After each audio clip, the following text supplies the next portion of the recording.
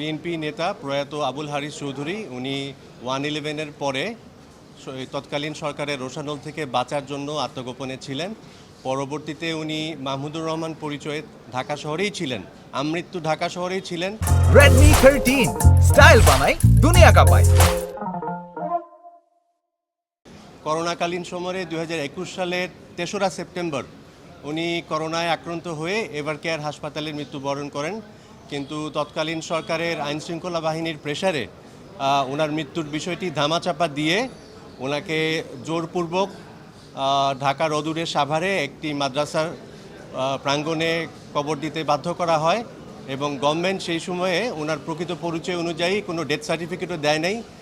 একজন মুক্তিযোদ্ধা হিসাবে ওনার যে প্রাপ্য সম্মানটুকু ছিল সেটিও দেয় নাই।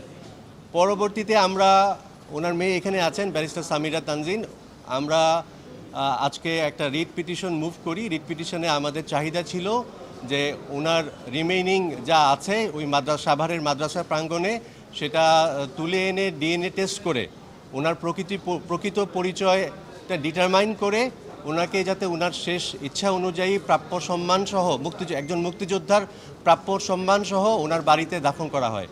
মাননীয় আদালত 15 নম্বর কোর্ট বিচারপতি মোহাম্মদ AKM আসাদুজ্জামান এবং বিচারপতি মোহাম্মদ শওকত হোসেন চৌধুরী